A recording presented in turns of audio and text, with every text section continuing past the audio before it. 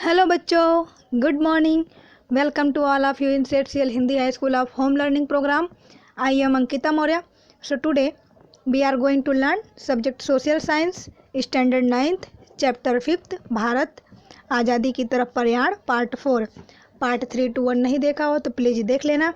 तो आज हम आज़ाद हिंद फौज और इंडियन इंडिपेंडेंस लीग के बारे में डिस्कस करेंगे। तो आज़ाद हिंद फौज की स्थापना तो सुभाष चंद्र बोस ने की थी, जैसा कि आप सभी लोग पिछले लेक्चर में पढ़ चुके हो। तो इसके आगे हम आज चर्चा करेंगे। तो अंग्रेजों की कठोर सुरक्षा को भेद कर सुभाष चंद्र बोस एक सबमरीन के द्वारा बर्लिन से चालाकी पूर्वक जापान पहुंचे 1943 में। ओके, यह एक जोरदार, बहुत साहसपूर्ण काम था। तो सुभाष चंद्र बोस जो है अंग्रेजों को चकमा देते हुए सबमरीन के माध्यम से बर्लिन से जापान पहुंच जाते हैं 1943 को। और रास बिहारी बोस ने हिंद मुक्ति की इस फौज इंडियन इंडिपेंडेंस लीग का सर्वोच्च नेतृत्व जो है सुभाष चंद्र बोस को संभालने का आमंत्रण दिया। और वहां यह निश्चित किया गया कि यह फौज मात्र भारतीय सैनिकों और भारतीय अधिकारियों की ही होगी और भारत की जो भारत की आज़ादी और मुक्ति के लिए लड़ेगी। यह फौज जो है मात्र भारतीय सैनिकों की ही होगी। उसमें जापान और अग्नेशिया के रहने वाले जो भारतीय हैं वहाँ उसमें उनकी सहायता मिली। जापान के प्रधानमंत्री जो हैं टोजो के साथ सुभाष चंद्र बोस जी की मुलाकात होती है और उन्होंने क्या किया, भारत के पूर्ण स्वराज्य के लिए, मतलब भारत को आज़ाद कराने के लिए सभी प्रकार से सहायता देने का निश्चय किया। जापानी सेना भारत में जैसे जैसे आगे बढ़ती वैसे वैसे काम चलाऊं सरकार का वहाँ पे गठन करके व्यवस्था उसे सौंपेगी और जापान जो है उसे मान्यता भी देता है। ओके विद्यार्थी मित्रों, आगे देखेंगे। 2 जुलाई 1943 को सुभाष चंद्र बोस जापान से सिंगापुर गए और वहाँ उन्होंने सर्वसम्मति से, सबकी सहमति से 4 जुलाई 1943 को इंडियन इंडिपेंडेंस लीग के अध्यक्ष के रूप में उन्हें चुना जाता है। और तो इंडियन इंडिपेंडेंस लीग के अध्यक्ष के रूप में सुभाष चंद्र बोस जी को चुना जाता है, इसको याद रखना। साथ ही साथ रास बिहारी बोस ने इंडियन नेशनल आर्मी और आज़ाद हिंद फौज के प्रधान पद से स्वेच्छापूर्वक जो है निवृत्ति लेकर, मतलब छोड़ करके सुभाष चंद्र बोस जी को आज़ाद हिंद फौज के प्रधान के पद के रूप में उन्हें नियुक्त किया जाता है। किसको? सुभाष चंद्र बोस जी को। ठीक है, आज़ाद हिंद फौज के प्रधान के रूप में नियुक्ति होती है। वहाँ बसने वाले जितने भी भारतीय थे वहाँ पर बसने वाले भारतीयों को अपनी मातृभूमि से मुक्ति कराने के लिए योग्य और समर्थ नेता मिला और सभी लोगों ने सुभाष चंद्र बोस जी को नेताजी नाम से संबोधित किया, नेताजी का प्यारा नाम उन्हें दिया। ओके विद्यार्थी मित्रों, तो सुभाष चंद्र बोस जी को नेताजी नाम, प्यारा नाम दिया गया। ओके विद्यार्थी मित्रों, ये याद रखना। इसके आगे देखेंगे नेताजी ने सैनिकों को कौन कौन से नारे दिए। तो चलो दिल्ली, तुम मुझे खून दो, मैं तुम्हें आज़ादी दूंगा और जय हिंद का नारा दिया और अपने कुशल मार्गदर्शन के द्वारा समांतर सरकार की रचना की। दक्षिण पूर्व एशिया के देशों की यात्रा करके वहाँ के भारतीयों से मातृभूमि की स्वतंत्रता के लिए उन्हें सर्वस्व बलिदान देने की मांग की। ओके विद्यार्थी मित्रों, तो दक्षिण पूर्व एशिया के देशों में सुभाष चंद्र बोस जी ने यात्रा की और वहाँ के जो भारतीय थे उनसे सर्वस्व बलिदान देने की मांग की। ओके विद्यार्थी मित्रों, अब हम सुभाष चंद्र बोस के द्वारा काम चलाऊ सरकार की स्थापना के बारे में डिस्कस करेंगे। तो आज़ाद हिंद फौज का नेतृत्व संभालने के साथ साथ ही सुभाष चंद्र बोस ने काम चलाऊ सरकार की रचना की, जिसमें वह प्रधानमंत्री और सेना के सर्वोच्च सेनापति बने। तो भारत की इस काम चलाऊ सरकार को जापान, जर्मनी, इटली, चीन, बर्मा आदि देशों ने मान्यता दी। सुभाष चंद्र बोस जी ने काम चलाऊ सरकार की रचना की और इसमें जापान, जर्मनी, चीन, इटली, बर्मा आदि देशों ने मान्यता दी। इस सरकार ने हिंदी भाषा को राष्ट्रभाषा, जो काम चलाऊ सरकार की स्थापना की गई तो जो सरकार थी उन्होंने हिंदी भाषा को राष्ट्रभाषा के रूप में स्वीकार किया और राष्ट्र ध्वज के रूप में तिरंगा ध्वज को स्वीकार किया।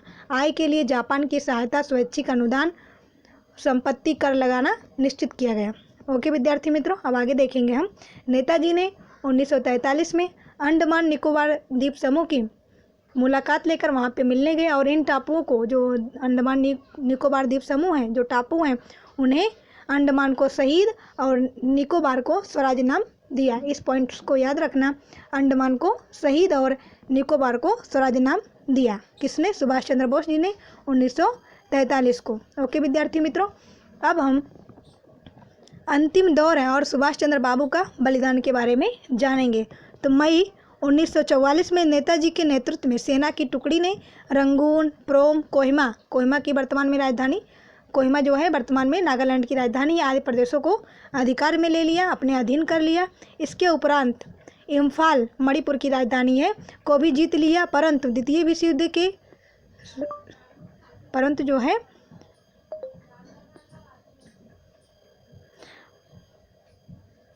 परंतु क्या हुआ, द्वितीय विश्व युद्ध के इस काल में ब्रिटेन की ओर से अमेरिका भी युद्ध में कूद पड़ता है। तो वो ब्रिटेन की सहायता के लिए अमेरिका भी युद्ध में आ जाता है। तो उसने, अमेरिका ने क्या किया, नागासाकी और हिरोशिमा पर परमाणु बम गिरा दिया। 6 अगस्त को हिरोशिमा पर और 9 अगस्त को नागासाकी पर परमाणु बम गिरा देता है, जिसकी वजह से अमेरिका जो है 6 अगस्त को हिरोशिमा पर और 9 अगस्त को नागासाकी 1945 में परमाणु बम गिरा देता है। वो ब्रिटेन की सहायता करने के लिए युद्ध में आ जाता है, जिसकी वजह से क्या होता है, जापान जो है अपनी शरणागति को स्वीकार कर लेता है, जिसकी वजह से जो नेताजी को जापान की तरफ से जो सहायता मिलने वाली थी, वो सहायता बंद हो गई, क्योंकि जापान तहस नहस हो गया। परमाणु बम का अभी भी असर जापान में देखने को मिलता है, क्योंकि वो, लेकिन वहाँ पे टेक्नोलॉजी के माध्यम से अभी भी सब कुछ नॉर्मल कर देता है। लेकिन जो बच्चे अभी भी वहाँ पे जन्म लेते हैं वो अच्छे नहीं होते हैं, किसी कुछ ना कुछ कमी ही रहती है। परमाणु बम गिराया गया था नागासाकी और हिरोशिमा पर, इसकी वजह से। तदुपरांत ब्रिटेन के हवाई जहाज़ों की आज़ाद हिंद फौज पर की गई बमबारी के कारण स्थिति और अधिक खराब हो गई। नेताजी ऐसी खराब परिस्थिति में विमान के द्वारा बैंकॉक, साइगोन, फार्मोसा द्वीप के ताइपोई विमान केंद्र पर पहुँचे, परंतु विमान में अचानक जो है आग लग जाती है, जिसकी वजह से 18 अगस्त 1945 को सुभाष चंद्र बोस जी की हॉस्पिटल में चिकित्सा के दौरान उनकी मृत्यु हो जाती है, ऐसा माना जाता है। और सुभाष चंद्र जी का जो अवसान विमान जो है दुर्घटनाग्रस्त होने में, उनके बारे में आज भी मतलब कोई रहस्य जो है अनसुलझा हुआ है। कोई किसी को पता नहीं है कि सुभाष चंद्र बोस जी की मृत्यु कैसे हुई थी। खाली ये तो अनुमान लगाया जाता है कि विमान दुर्घटना होने पे उनकी मृत्यु हो गई थी। ओके विद्यार्थी मित्रों, अब हम आगे देखेंगे स्वतंत्रता प्राप्ति और भारत का विभाजन। तो आज़ाद हिंद फौज के पकड़े गए सेनापतियों जो होते हैं, उन पर राजद्रोह का केस चलाया गया। इसके बाद भूला भाई देसाई और जवाहरलाल नेहरू फौज की ओर से केस लड़े, परंतु ब्रिटिश सरकार ने उन सेनापतियों को सजा की, जिसका प्रचंड लोक विरोध होने से वापस लेना पड़ा। इस घटना से जो मुंबई के नौका विहार 1946 के कारण अंग्रेज़ों ने भारत को स्वराज देने की चर्चा शुरू की। तो नौका विहार कहाँ पे हुआ था? मुंबई। इस बात को याद रखना। तो अंग्रेज़ों ने क्या किया? स्वराज्य देने की चर्चा शुरू की, मतलब कि भारत को छोड़कर जाने की। ब्रिटेन के प्रधानमंत्री एटली ने घोषणा की कि 20 फरवरी 1947 को ब्रिटिश सरकार कैबिनेट मिशन योजना के अनुसार रचित सरकार को भारत की समस्त सत्ता को सौंप करके, जो है भारत को जो समस्त सत्ता है उसको सौंप करके जून 1948 तक विदा होगी। ऐसा जो एटली के प्रधानमंत्री थे, ब्रिटेन के प्रधानमंत्री एटली ने ऐसा घोषणा की थी। ओके विद्यार्थी मित्रों, आप ये पिक्चर देख सकते हैं। 3 जून 1947 को प्रधानमंत्री एटली ने हाउस ऑफ कॉमन्स में भारत विभाजन योजना की भी घोषणा की। उसके साथ साथ इस दौरान भारत का वायसराय के रूप में बैबल की जगह पे माउंटबेटन की नियुक्ति होती है और संविधान सभा की रचना के लिए जुलाई 1946 के चुनाव में कांग्रेस को 210 में से 201 सीट मिलती है और मुस्लिम लीग को जो है 78 में से 73 सीटें मिलती है। परिणाम स्वरूप क्या होता है?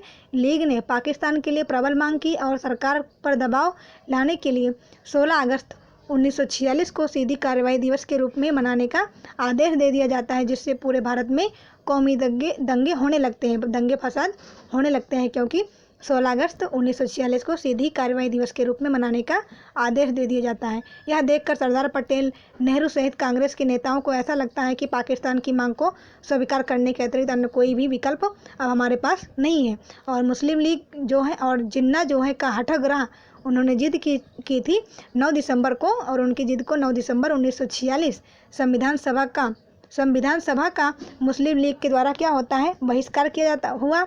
लीग ने 31 जनवरी 1947 को पाकिस्तान प्राप्ति के लिए उग्र कार्यक्रम का आग्रह के कारण भारत विभाजन स्वीकार करने की परिस्थिति जो है पैदा हो गई।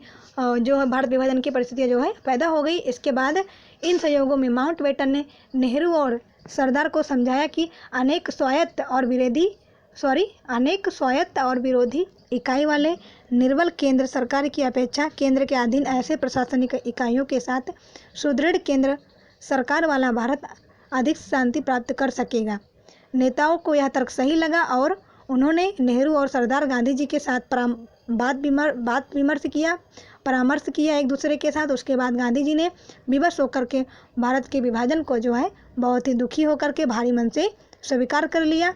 इसके बाद हम देखेंगे माउंटबेटन योजना और भारत का विभाजन। 24 मार्च 1947 में पद संभालने के बाद जब माउंटबेटन ने अपना पद संभाल लिया तो उसके बाद माउंटबेटन के सामने भारत विभाजन के अलावा और कोई भी उपाय नहीं बचा था। और उसने सरदार पटेल जैसे कई प्रत्यक्षदर्शी नेताओं ने भी इस बात को स्वीकार करने का मतलब जो माउंटबेटन था, उन्होंने सरदार पटेल जैसे नेताओं को इस बात को मानने के लिए स्वीकार करने के लिए आग्रह किया। और लंबी चर्चा और विचार विमर्श के अंत में 3 जून 1947 को माउंटबेटन ने अखंड भारत को 2 भागों करने की योजना प्रस्तुत की और इसे ही माउंटबेटन योजना कहते हैं। इसको याद रखना। लंबी विचार विमर्श के बाद जो है 3 जून 1947 को माउंटबेटन के अखंड भारत के 2 भाग करने की योजना माउंटबेटन ने अखंड भारत को 2 भाग करने की योजना प्रस्तुत की और उसे ही माउंटबेटन योजना कहते हैं। कांग्रेस और मुस्लिम लीग ने इस योजना को स्वीकार किया। आप ये चित्र देख सकते हैं, ये जो है माउंटबेटन योजना की जो सभा हो रही थी और विचार विमर्श हो रहा था, उसकी फ़ोटो है। और इसके बाद माउंटबेटन ने पाकिस्तान में किन किन क्षेत्रों का समावेश किया गया, तो वायसराय माउंटबेटन ने पंजाब बंगाल के मुस्लिम बहुल विस्तारों को पाकिस्तान में शामिल किया और वायव्य लीग प्रांत बलूचिस्तान और सिलहट क्षेत्रों को भी पाकिस्तान के साथ जोड़ दिया। इन सब क्षेत्रों का पाकिस्तान में समावेश किया गया। और भारत में किन किन क्षेत्रों का समावेश किया गया उसके बारे में जानेंगे। तो वायसराय माउंटबेटन ने पंजाब बंगाल के हिंदू बाहुल विस्तारों को भारत के साथ जोड़ दिया। अब हम स्वतंत्र कानून जुलाई 1947 के बारे में डिस्कस करेंगे। तो स्वतंत्र कानून जो है 1947 को जुलाई 1947 में पारित किया गया था। वायसराय माउंटबेटन की योजना के अनुसार ब्रिटिश पार्लियामेंट ने हिंद स्वतंत्र कानून को जुलाई 1947 में पारित किया। इस कानून के अनुसार जो है भारतीय संघ ने प्रथम गवर्नर जनरल के रूप में माउंटबेटन को और पाकिस्तान के जो है गवर्नर कौन थे, जनाब जिन्ना मतलब मोहम्मद अली जिन्ना को चुना गया। इस कानून से भारत की पराधीनता समाप्त हुई और इसीलिए गांधी जी इस धारा को जो है ब्रिटिश सरकार के द्वारा भारत को दिया गया एकमात्र उत्तम और श्रेयस्कर जो है कानून कहते हैं। किसे कहते हैं श्रेयस्कर कानून? गांधी जी स्वतंत्र कानून को। ओके विद्यार्थी मित्रों, और इसके जो प्रथम भारतीय संघ के जो प्रथम गवर्नर जनरल के रूप में माउंटबेटन को और पाकिस्तान के जनाब जिन्ना को चुना गया था। इस पॉइंट्स को याद रखना। अब आगे देखेंगे। ब्रिटिश सरकार के अंतिम वायसराय माउंटबेटन के द्वारा सत्ता सौंपने की कार्यवाही की शुरुआत नई दिल्ली में 14 अगस्त 1947 की मध्य रात्रि के एक समारोह आयोजित करके की गई। और ध्वज स्तंभ पर से इंग्लैंड का राष्ट्रध्वज जो है यूनियन जैक को नीचे उतारा गया और भारत का जो तिरंगा है राष्ट्रध्वज को फहराया गया। माउंटबेटन ने भारत को स्वतंत्रता का दस्तावेज भारत के प्रथम गवर्नर जनरल के रूप में नियुक्त हुए। जो भारत के प्रथम गवर्नर जनरल किसे नियुक्त किया गया था, तो चक्रवर्ती सी राजगोपालाचारी को नियुक्त किया गया था और उन्हें जो स्वतंत्रता का दस्तावेज था भारत के प्रथम गवर्नर जनरल को माउंटबेटन ने सौंपा। सत्ता हस्तांतरण की सारी कार्यवाही पूरी हुई और समग्र वातावरण जो है हर्षोल्लास की लहरों से गूंज उठा। और 15 अगस्त 1947 का यह बहुत ही सुंदर प्रभात उदित हुआ। समस्त भारत की जनता ने आनंद और उल्लास से प्रथम स्वतंत्रता दिवस के समारोह को मनाया। 15 अगस्त 1947 को हमारा देश आज़ाद हुआ और इसे स्वतंत्रता दिवस के रूप में मनाया गया। जगह जगह पर तोरण बांधे गए, विद्यालयों में मिठाइयाँ बांटी गई, सभी ने प्रतिज्ञा पूरी होने से राहत का अनुभव किया, सभी को सुकून मिला। परंतु गांधी जी हिंद विभाजन से दुखी होने से वे गहरे शोक और चिंतन में डूबे थे। और अब जब हमारा देश आज़ाद हो चुका था तो स्वतंत्र भारत और उसके समक्ष तत्कालीन समस्याओं के बारे में जानेंगे। माउंटबेटन योजना और हिंद स्वातंत्र धारा इंडियन इंडिपेंडेंस एक्ट 1947 के परिणाम स्वरूप हिंदुस्तान को विभाजित स्वतंत्रता भारत और पाकिस्तान इन दोनों स्वतंत्र राष्ट्रों के लिए अनेक प्रकार की समस्याएं उस समय खड़ी हुई। तो पहली समस्या है सैनिकों की व्यवस्था और दूसरी है संपत्ति संबंधी समस्याएं, लेन देन के हिसाब की समस्याएं थी और निराश्रित की समस्या मतलब रहने की समस्या, निराश्रित और सार्वजनिक सेवाएं और उसके लिए अधिकारियों और प्रशासनिक तंत्र की व्यवस्था, ये पांचवी समस्या थी, 5वां नंबर है। इसके बाद छठा पॉइंट है भारत के पश्चिम में स्थित पश्चिमी पाकिस्तान और पूर्वी पाकिस्तान को अंतर्राष्ट्रीय सीमाएं निर्धारित करने आदि मुख्य समस्याओं का निराकरण करना थी। ये सारी समस्याएं उस समय उत्पन्न हुई थी। तो अगर आपसे प्रश्न में पूछा जाए कि आज स्वतंत्र भारत और उसके समझ तत्कालीन समस्याएं क्या क्या थी, तो सैनिकों की व्यवस्था, संपत्ति संबंधी समस्याएं, लेन देन के हिसाब की समस्या थी, निराश्रित की समस्या और सार्वजनिक सेवाएं और उसके लिए अधिकारियों और प्रशासनिक तंत्र की व्यवस्था करना, भारत के पश्चिम में स्थित पश्चिमी पाकिस्तान और पूर्वी पाकिस्तान के अंतर्राष्ट्रीय सीमा को निर्धारित करने, ये सारी समस्याएं थी। और इन समस्याओं को समाधान के लिए क्या किया भारत के जो भारतीय थे आज़ाद होने के बाद स्वतंत्र भारत और उसके समझ तत्कालीन समस्याओं का निराकरण किस प्रकार से किया, अब उसके बारे में जानेंगे। इन परिस्थितियों के निराकरण के लिए माउंटबेटन की अध्यक्षता में भारत पाकिस्तान के दो मिलकर 5 प्रतिनिधियों की समिति की नियुक्ति की गई और इस समिति ने ऐसे प्रश्नों को हल करने के लिए संबंधित प्रश्नों की जानकार विशेषज्ञों की अलग अलग समिति नियुक्त की। और मतभेद की स्थिति में भारत के भूतपूर्व मुख्य न्यायाधीश की अध्यक्षता में भारत और पाकिस्तान के एक प्रतिनिधियों से बना पंचायती आयोग जो फैसला दे उसे अंतिम मानने को दोनों देशों ने स्वीकार किया। भारतीय सेना के जो सेनापति ने सेना और सैन्य सामग्री का विभाजन पूरा करने पर फरवरी 1948 को जो है ब्रिटिश सरकार ने भारत से विदा लिया। ब्रिटिश सरकार ने कब लिया, तो फरवरी 1948 को। ओके, तो उन समस्याओं का समाधान किस तरह से किया उसके बारे में हम जानेंगे। सैनिक, न्यायिक और प्रशासनिक आदि सेवा करने वाले अधिकारियों को भारत पाकिस्तान विकल्प स्वीकार करने तथा उससे संबंधित वेतन भत्ता, नौकरी की सुरक्षा का विश्वास दिलाया गया।